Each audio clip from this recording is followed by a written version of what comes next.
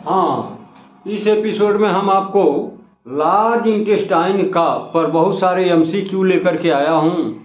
ये 10 सवालों का पैकेज है जो हर स्टूडेंट, मेडिकल स्टूडेंट के लिए बहुत ही कीमती है। इसी तरह के सवाल ये मेडिकल की किसी भी परीक्षा में टेस्ट में आप बैठते हैं तो इनमें से कुछ ना कुछ कोई ना कोई यही सवाल पूछा जाता है, तो इस पर ख़ास ध्यान देने की ज़रूरत है। ये सवाल आपके लिए बहुत लाभकारी हैं, बहुत मूल्यवान हैं। ये आपके जीवन में एक टर्निंग पॉइंट साबित हो सकते हैं। तो आइए हम जाने MCQ on physiological, MCQ on colon, ये फिजियोलॉजिकल, ये एनाटॉमिकल एमसीक्यू तो आप पहले ही आपको दे दिया गया है। अब हम फिजियोलॉजी पर इससे जो एमसीक्यू हैं उनकी चर्चा करेंगे। तो आइए देखते हैं पहला सवाल इसमें क्या पूछा गया है। Large intestine neutralises the acid due to, ये 4 ऑप्शन दिए गए हैं, ए बी सी डी करके जो 4 ऑप्शन दिए गए हैं। अब इसमें आपको सही ऑप्शन पर टिक का निशान लगाना होगा।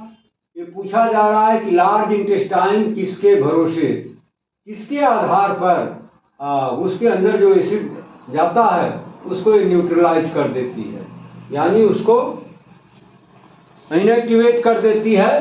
तो उसमें से क्या है, ये क्लोराइड भी हो सकता है, कार्बोनेट भी हो सकता है, कैल्शियम भी हो सकता है और ये पोटेशियम भी हो सकता है। ठीक है, तो ये 4 आंसर आपने इसका देख लिया ABCD करके। अब इसमें आपको सेलेक्ट करना होगा, क्योंकि इसमें 4 में एक ही जवाब, एक ही ऑप्शन है जो इस सवाल का जवाब होगा। सवाल क्या है, ये जो लार्ज इंटेस्टाइन है अपने अंदर जो उसके अंदर एसिड है उसको ये कैसे न्यूट्रलाइज कर देती है।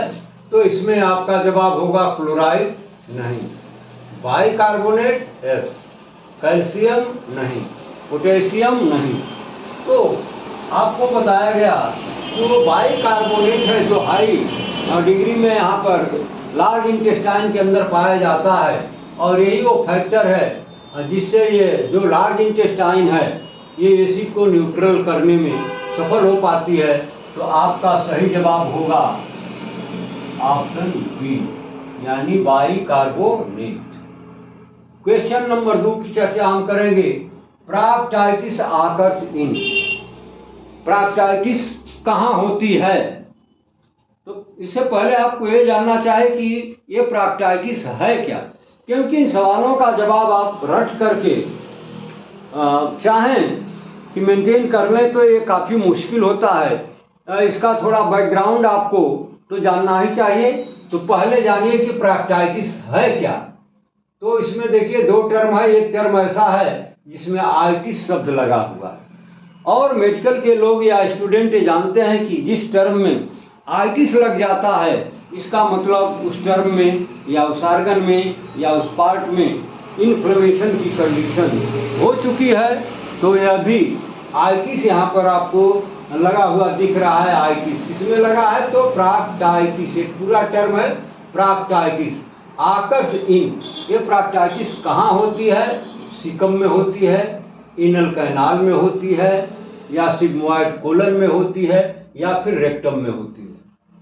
तो आपको सही ऑप्शन इसमें सेलेक्ट करना है, तभी आप पूरे नंबर के हकदार हो सकते हैं। अगर इसमें जरा सी भी चूक हुई तो आपकी मेहनत और आपका नंबर ये दोनों डूब जाएगा और आपको एक नंबर भी नहीं मिल पाएगा। तो प्रॉक्टाइटिस का मतलब होता है इन्फ्लेमेशन इन द रेक्टम।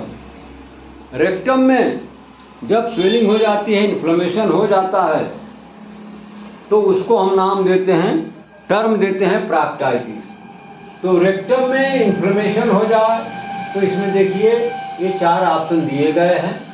तो इसका मतलब सीकम नहीं, सीकम में नहीं हो सकता, एनल कैनाल नहीं, सिग्मोइड कोलन नहीं।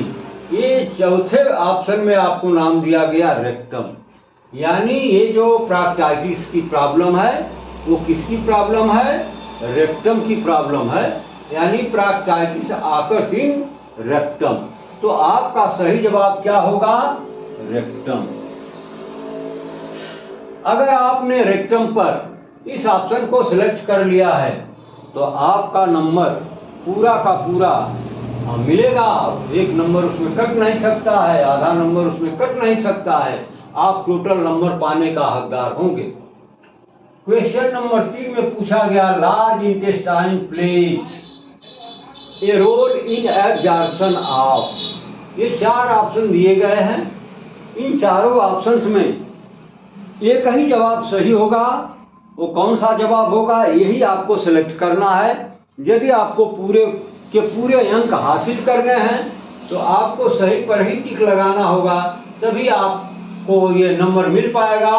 तो आइए देखते हैं कि large intestine plays an important role in absorption of. Large intestine का जो रोल है वो किसके एब्जॉर्प्शन में है? प्रोटीन में है? नहीं। कार्बोहाइड्रेट में है? नहीं। फैट में है? नहीं। क्योंकि इन 3 फैक्टर्स का एब्जॉर्प्शन तो कहीं और होता है। आप जानते भी होंगे कि फैट, कार्बोहाइड्रेट, प्रोटीन का एब्जॉर्प्शन स्मॉल इंटेस्टाइन के अंदर हो जाता है। और ये जो अल्कोहल है यानी ऑप्शन ए, इसका एब्जॉर्प्शन कहाँ होता है? लार्ज इंटेस्टाइन के अंदर होता है, या लार्ज इंटेस्टाइन के द्वारा अल्कोहल का एब्जॉर्प्शन कर लिया जाता है। तो इस हिसाब से आपका जो सही टिक होगा वो होगा ऑप्शन ए, यानी अल्कोहल। ठीक है। अब आ जाइए question number 4, which is the first part of colon. Colon में जैसा कि आपको बताया गया कि इसमें कई पार्ट होते हैं, तो आपको सिर्फ इतना करना है कि कोलन का जो पहला पार्ट है उसका नाम आपको बता देना है, सिलेक्ट कर लेना है।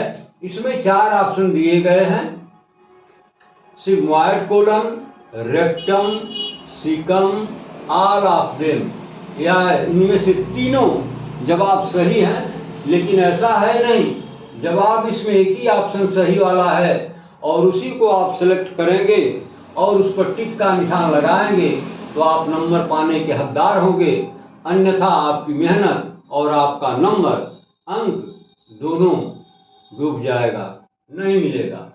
तो आइए क्वेश्चन नंबर 4 में देखें, first part of the colon कौन सा है? सिग्मॉइड कोलन, रेक्टम, या सीकम, या ऑल ऑफ देम। या हैं तो सभी ये लार्ज इंटेस्टाइन के पार्ट, लेकिन यहाँ पर ट्रिक फंसाया गया है कि only the name of first part of colon. Colon का जो पहला पार्ट है सिर्फ उसका नाम बताना है। तो इसमें जानिए कि सिग्मॉइड पहला पार्ट नहीं है, रेक्टम भी पहला पार्ट नहीं है, सीकम, हाँ ये सीकम है, यही सीकम है जो first part of the colon कहलाता है। तो आपका जो सही जवाब होगा, यानी आपको टिक का निशान ऑप्शन सी पे लगाना होगा। अब इस तरह से हम आ गए क्वेश्चन नंबर 5 पर। इसमें पूछा गया कि serous layer is formed by. ये सीरस लेयर क्या है और ये किस चीज की बनी हुई है? तो जैसा कि आपको एनाटॉमी फिजियोलॉजी के अंदर इसमें बताया गया था कि जो ये इंटेस्टाइन की दीवार है वो 4 लेयर में बनी होती है। एक का नाम है सिरोसा या सीरस लेयर, दूसरे का नाम है मस्कुलर लेयर, और तीसरे का नाम है सब म्यूकोजल लेयर, और चौथे इनरमोस्ट का नाम है म्यूकोजल लेयर। तो इसमें पूछा गया सवाल कि serous layer is formed by. जो इसका सिरोसा या सीरस लेयर है, ये आउटर मोस्ट कवरिंग होती है, लेयर होती है। ये किस चीज की बनी है? क्या फाइबर्स की बनी है, या मसल्स की बनी है, या म्यूकस की बनी है, या फिर पेरिटोनियम की बनी है? तो इसमें आपको सही जवाब सिलेक्ट करना होगा। अगर इसमें चूक हुई तो फिर आपका जवाब किसी काम का नहीं होगा और ना ही वो नंबर आपको दिलाने का हकदार होगा। तो आइए इसको ध्यान से पढ़िए और सही ऑप्शन पर टिक का निशान लगाइए। तो मैं आपको ये बताना चाहूँगा कि जो सिरोसा लेयर होती है न तो वो फाइबर्स की है, ना ही वो मसल्स की बनी है, ना ही वो म्यूकस की बनी है, लेकिन जो लास्ट ऑप्शन दिया गया है पेरिटोनियम, हाँ यही वो ऑप्शन है जो सही है। और यही सिलेक्ट करने पर आपको नंबर दिला सकता है, तो आप इसी पर टिक लगाइए। कौन सा ऑप्शन? Option number D. अब आ जाइए क्वेश्चन नंबर 6 पर हम चर्चा करना चाहेंगे।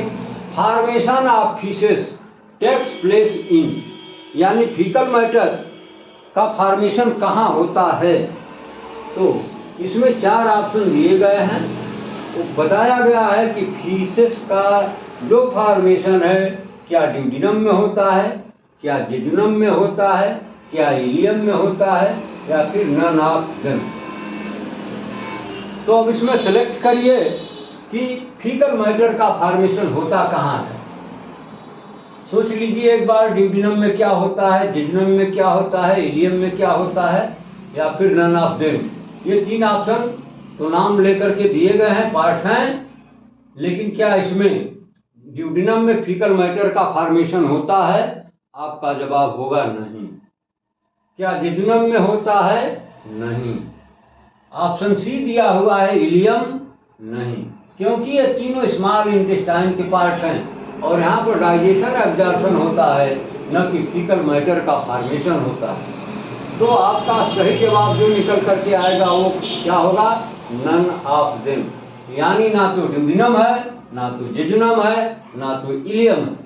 अब इस प्रकार से देखने पर पता यह लगता है कि फॉर्मेशन ऑफ फीकल मैटर कहाँ होता है? इन तीनों में से कहीं नहीं होता है। तो इस हिसाब से आपका जो सही जवाब होगा उसका टिक कहाँ लगेगा? Option D. क्वेश्चन नंबर 7 पर देखिए, digestive enzymes are absent in large intestine. यह एक स्टेटमेंट है, कथन है। इसमें आपसे पूछा गया, सिर्फ आपको फॉल्स और ट्रू में जवाब इसका देना है कि digestive enzymes are present in large intestine. Digestive enzyme large intestine में प्रेजेंट होते हैं कि एब्सेंट होते हैं। अब आपको इसमें फॉल्स और ट्रू पर टिक का निशान लगाना होगा। तो सोच लीजिए कि लार्ज इंटेस्टाइन के अंदर एंजाइम होते हैं कि नहीं होते हैं, सवाल तो यही है। अब इसका जवाब आपको ढूंढना है। तो चूंकि लार्ज इंटेस्टाइन के अंदर डाइजेशन की प्रक्रिया होती नहीं है और एंजाइम का रोल डाइजेशन में ही होता है, इसलिए लार्ज इंटेस्टाइन में एंजाइम जो हैं वो एब्सेंट होते हैं, न कि प्रेजेंट होते हैं। इसलिए ये जवाब आपको एफ एंड टी यहाँ पर बताया गया, या तो फॉल्स है या फिर ट्रू है। तो सोच लीजिए और आपका जवाब सही पर किसका टिक लगेगा, किस पर लगेगा? तो ये फॉल्स है। Digestive enzymes are absent in large intestine. हाँ, ये कथन सही है कि लार्ज इंटेस्टाइन में डाइजेस्टिव एंजाइम नहीं पाए जाते हैं, इसलिए आपका जवाब होगा टी। अगर आपने टी पर टिक का निशान लगा दिया तो फिर आपका नंबर कहीं जाने वाला नहीं है, वो आपको मिलके रहेगा। अब हम अगले स्टेटमेंट पर आएंगे कि electrolytes are absorbed in large intestine. Large intestine के अंदर क्या इलेक्ट्रोलाइट्स का एब्जॉर्प्शन होता है कि नहीं होता है? अब ये हाँ ना में आपको जवाब देना है, यानी फॉल्स और ट्रू में एफ एंड टी पर दोनों में एक सेलेक्ट करना होगा, तभी आप नंबर अंक प्राप्त करने के अधिकारी होंगे। तो बताइए, electrolytes are absorbed in large intestine, ये सही है कि गलत? तो इसका जवाब होगा electrolytes are absorbed in large intestine, यानी नहीं, ऐसा नहीं होता है। इलेक्ट्रोलाइट्स का वहां पर एब्जॉर्प्शन नहीं होता है, इसलिए आपका जवाब या टिक जो होगा यह पर लगेगा, टी पर लगेगा।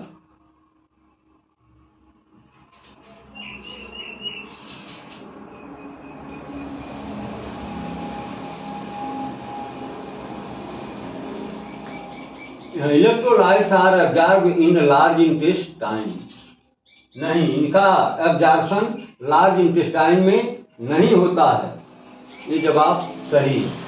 Electrolytes are absorbed in large intestine, नहीं, इनका एब्जॉर्प्शन यहाँ नहीं होता है, तो आपका जवाब होगा यप। अगला सवाल है lack of protein is cause of constipation. क्या आपने जो फूड इंटेक किया है उसमें प्रोटीन का लेवल कम है, प्रोटीन का अमाउंट कम है, तो आप कॉन्स्टिपेशन के शिकार हो सकते हैं। क्या जवाब सही है कि कॉन्स्टिपेशन का जो कारण बताया गया वो लैक ऑफ प्रोटीन, प्रोटीन की कमी की वजह से व्यक्ति कॉन्स्टिपेटेड हो जाता है, कॉन्स्टिपेशन की प्रॉब्लम से वो परेशान हो जाता है। क्या जवाब सही है? तो lack of protein is cause of constipation. तो इसका जवाब है कि नहीं, प्रोटीन की कमी से कॉन्स्टिपेशन नहीं होता है, यानी ये गलत। और लास्ट में 10वें नंबर का सवाल जो है वो है exact cause of appendicitis is not known. Appendicitis का अभी असली कारण क्या है, एग्जैक्ट काज क्या है, किस वजह से अपेंडिसाइटिस की प्रॉब्लम हो जाती है, क्या ये जवाब सही है? Exact cause of appendicitis is not known. हाँ, ये जवाब, ये स्टेटमेंट सही है। अपेंडिसाइटिस का जो एग्जैक्ट काज है वो आज तक नहीं मालूम है, तो आपका जवाब होगा सी। यानी इस तरह से आपने ये जो 10 क्वेश्चंस की एक श्रृंखला है, सीरीज है, इसमें आपने सभी को सिलेक्ट कर लिया है। अगर किसी भी परीक्षा में इन सवालों में से कोई भी सवाल पूछा गया तो आपका जवाब यही होगा। अगर इसमें से आपने सही सिलेक्शन कर लिया तो फिर आपको नंबर प्राप्त करने से कोई नहीं रोक सकता।